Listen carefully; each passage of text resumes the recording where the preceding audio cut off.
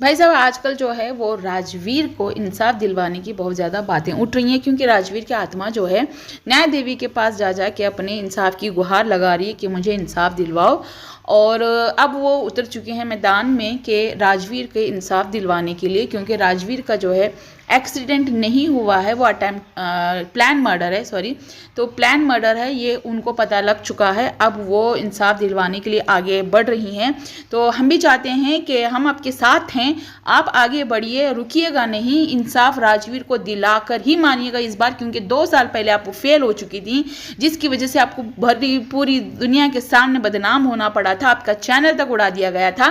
तो अब आप आगे बढ़िए, हम आपके साथ हैं। राजवीर और राजवीर के माँ बाप को, राजवीर के बच्चियों को और राजवीर की बीवी को भी इंसाफ मिलेगा जब राजवीर को इंसाफ मिलेगा, ठीक है। उस मर्डरर को पकड़ लेना चाहिए जो भी मतलब एक जवान लड़के को इस तरीके से सर पे पीठ पे मारा है। बाकी वो जो सीसीटीवी में उड़ी गाड़ी ने उड़ा के लेके गया, बाकी जो वहाँ के लोग बोल रहे हैं कि गाड़ी तेज रफ्तार गाड़ी आई उड़ा के लेके चली गई, जो भी था वो आपके अकॉर्डिंग वो सब झूठ था, एक कहानी बेबुनियाद बनाई गई थी। तो फिर वो झूठ था तो सच क्या है? सच क्या है जो दुनिया ने देखा, जो न्यूज़ चैनलों में आया, जो न्यूज़पेपर में आया, वो सब झूठ था। तो फिर आप जो कह रही हैं वो सच था, तो वो सच को साबित करो और तब हम आपके साथ ही रहेंगे। और तब तक अभी मैं एक बात बताऊं कि आप बोल रहे हैं कि हम ये कर रहे हैं, हम नेक्स्ट स्टेप ये कर रहे हैं, हम नेक्स्ट स्टेप ये कर रहे हैं, तो आप खुद उस खूनी को आप वहां पे होशियार कर रहे हो कि भाई नेक्स्ट स्टेप में ये करने वाली हूँ, तू वो कर ले, तेरे जो भी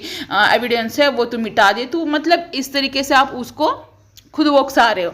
तो कोई भी जांच पड़ताल करने वाले जो होते हैं ना, सोशल मीडिया पे आके बोलते नहीं हैं कि हम ये कर रहे हैं नेक्स्ट स्टेप, तो वो चुपचाप करते हैं, ठीक है। तो चुपचाप करिएगा, जब फैसला आएगा तो फैसला बता दीजिएगा, तो हम आपके साथ हैं। रही बात, मैं आपसे एक और सवाल करना चाहूंगी न्याय की देवी जी, कि सबको छोड़ के राजवीर की आत्मा आप ही के पास आ रही है, ये हम कैसे मान लें? पीछे से आवाज आ रही है, ये हमें तो कोई आवाज सुनाई नहीं दी, हमें तो कोई आवाज सुनाई नहीं दी। रोड होगा आपके घर के पास, कोई और आवाज हो रही होगी। राजवीर की आत्मा अपनी बीवी के पास नहीं गई, राजवीर की आत्मा अपनी माँ बहन के पास नहीं गई, आपके पास आ गई। ऐसे कैसे हो सकता है ना? तो इन सब के पास भी चैनल है, सब आवाज उठाना चाह रहे थे ना। चलो ठीक है, ये लोग आगे नहीं बढ़ रहे हैं और आप अकेले आगे बढ़ रहे थे, इसीलिए राजवीर की आत्मा आपके पास आ गई। ये लॉजिक है? ये कानून इस चीज को मानेगा? कोर्ट इस चीज को मानेगा क्या राजवीर की आत्मा आपके पास आ रही है? तो गाइजों अभी एक और बात है कि विला वाली बात, कि अब विला किसके नाम पे होने वाला है। तो बहुत जल्द नेक्स्ट वीडियो मेरी आएगी, आप उस वीडियो को भी ध्यान से सुन लेना कि विला अब किसके नाम पे हो चुका है। अब उस विला में कौन रहने वाले हैं, मथुरा के विला में, और उस विला के बीच में कौन अड़थड़े लगा रहे हैं और क्यों लगा रहे हैं, और उस विला में कौन अब कायम से रहने वाला है, आप सभी को वो चीज़ें बहुत जल्द पता लग जाएंगी। उससे पहले मैं अपने वीडियो में ही आपको बता दूंगी, नेक्स्ट वीडियो मेरी उसी पे होगी, प्लीज़ देख लेना। अब की जो वीडियो है वो राजवीर के लिए, इंसाफ के लिए है, जो राजवीर की आत्मा भटक भटक के जो न्याय की देवी के पास जा रही हैं, और हमारी हल्का न्याय की देवी जो है वो अभी मैदान में आ चुकी हैं। तो हम आपके साथ हैं न्याय की देवी, आप लड़ते रहो, आगे बढ़ते रहो, हम आपके साथ हैं। राजवीर को इंसाफ मिलनी चाहिए, क्योंकि आपने जो है अंशु के लाइव में भर भर के कमेंट कर दिए हैं, इतना उसको कंफ्यूज कर दिया था, इतना उसको कंफ्यूज कर दिया था। इंस्टा की बात करते करते व्हाट्सएप पे आ जाती है, व्हाट्सएप पे बात करते करते इंस्टा पे बोलती है कि नहीं मैंने इंस्टा का पूछा, इंस्टा का नहीं मैंने व्हाट्सएप के पूछा, अरे उसका नहीं पूछा मैंने तुम्हारा पूछा, तुम्हारा नहीं मैंने उसका पूछा। मतलब यार हद है, कंफ्यूज करके रख दिए हो। मतलब क्या है ये, कंफ्यूज आ रहे हो, कंफ्यूजिया कर रहे हो सबको। तो जी न्याय की देवी जी, हम आपके साथ हैं, हम कह रहे हैं ना, हम आपके साथ खड़े हैं। आप इंसाफ दिलवाओ, आप दिलवाओ उस इंसाफ, उस बहन को, माँ को, बाप को, बीवी को, बच्चों को, सबको इंसाफ दिलवाओ। तमाम लोगों को इंसाफ दिलवाओ जो उस टाइम उसके सपोर्ट में खड़े थे। अब इंसाफ मिलना चाहिए, ठीक है। और वैसे भी अंशु ने परमिशन दे दी आपको कि दीदी आप इस केस को रीओपन करवाइएगा, हम सब आपके साथ हैं। तो अब यहाँ पे कौन कौन पकड़ा जाएगा उस चीज़ के लिए, किस किस से पूछताछ होगी उस चीज़ के लिए, चलो यहाँ पे एक नज़र डालते हैं, वो मेरे अपने पॉइंट ऑफ व्यू से, ठीक है।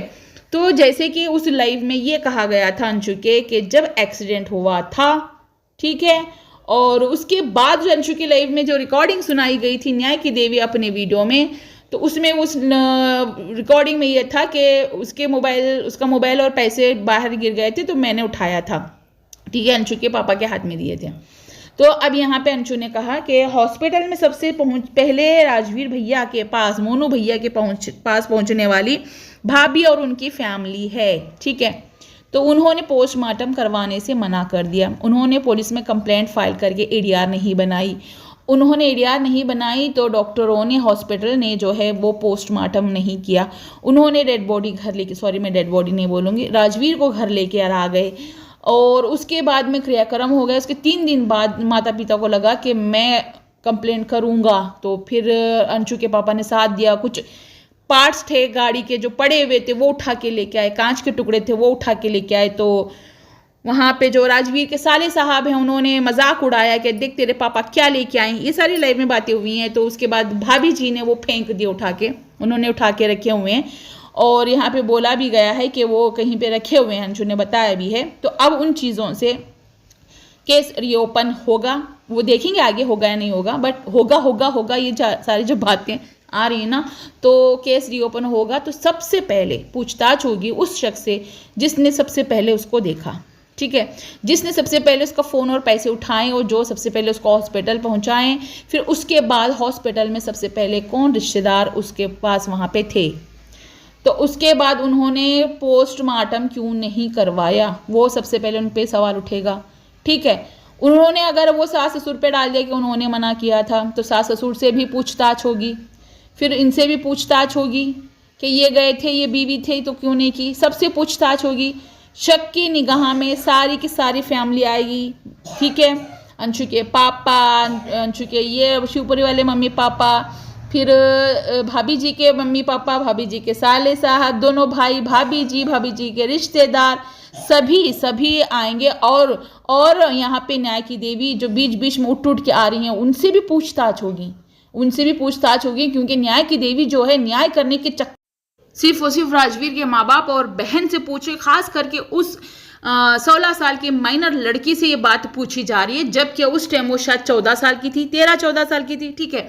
तो उससे ये बात पूछी जा रही है कि तूने वो क्यों किया था, तूने ये क्यों किया था, मतलब कि पूरा मर्डर का इल्ज़ाम जो है ये लगवाना चाह रही है अंशु के ऊपर, ठीक है। तो भैया यहाँ पे ये कौन सा लॉजिक बनता है कि दूसरी वाली पार्टी से भी पूछना चाहिए, जब आप इंसाफ के लिए उतरी हो, इंसाफ की देवी, राजवीर की आत्मा को इंसाफ दिलवाने के लिए, राजवीर के कातिलों को सजा दिलवाने के लिए आप मैदान में उतर चुके हैं, तो हम आपके साथ हैं, ठीक है। मगर यहाँ पे आपका दोगलापन दिख क्या रहा है, और आपकी सारी मंशा समझ में आ रही है कि आपकी मंशा इस टाइम क्या है, क्या राजवीर को इंसाफ दिलवाना है या फिर आपको बस अपने डॉलर और व्यूज बनाने हैं। आपने उस मरे हुए इंसान का मजाक बना के रख दिया है न्याय की देवी, न्याय के चक्कर में आप उसका मजाक बना के रख रहे हो। अगर आपसे पूछताछ करनी है तो दोनों पक्षों से पूछताछ करो, वन साइडेड नहीं। आप एक किसी पक्ष से बात कर रहे हो अंदर का अंदर, आप उनसे कॉलिंग चैटिंग पे रहो और वो जो बता रहा है वही सच है, आप ऐसे कैसे मान लोगे। अगर आप न्याय कर रहे हो तो दोनों पक्षों को आपको सुनना पड़ेगा, दोनों पक्षों को सुनते हुए आपको न्याय करना पड़ेगा। ऐसे आप वन साइडेड नहीं सुन पाओगे, नहीं सुन सकोगे, आपको नहीं सुनना चाहिए, ठीक है। आपको दोनों पक्षों का सुनना चाहिए, अगर न्याय करना हो तो दोनों तरफ का सुनो आप, तब जाके जजमेंट दो, ठीक है। ऐसे ही आप जज बनी बैठे हो सोशल मीडिया पे, ऐसा होता है क्या कि खुद न्याय करने आ जाओ। अगर राजवीर को इंसाफ दिलवाना है ना तो इधर साइड वालों की भी बात सुनो, उधर साइड वालों की भी बात सुनो, पूछताछ दोनों साइड से होगी।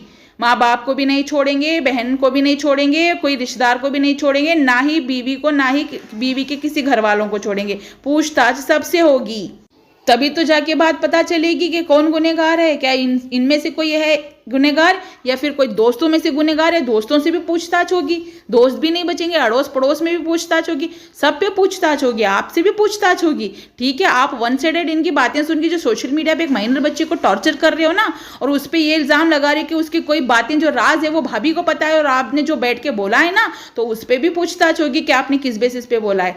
तो गाइज मैं अपनी वीडियो को यहीं पे एंड करती हूँ। वीडियो पसंद I like share and subscribe जरूर की। और जो मैंने बोला है वो सही बोला है या गलत बोला है, जो भी बोला है, आप लोगों को क्या लगता है, आपकी ओपिनियन, अपनी आपकी राय जो है कमेंट सेक्शन में ज़रूर लिखिएगा। वीडियो को लाइक ज़रूर कीजिएगा, ज़्यादा से ज़्यादा शेयर ज़रूर कीजिएगा, और चैनल पे नए हो तो चैनल को सब्सक्राइब करके साथ में लगे बेल आइकन को ज़रूर प्रेस कीजिएगा। नेक्स्ट वीडियो आएगी मेरे विला के ऊपर, मथुरा के, तो फिर जल्दी से जल्दी अभी से सब्सक्राइब करके साथ में लगे बेल आइकन को प्रेस कीजिएगा ताकि आगे आने वाली वीडियो की नोटिफिकेशन आप लोगों से मिस ना हो। Till then take care, bye bye.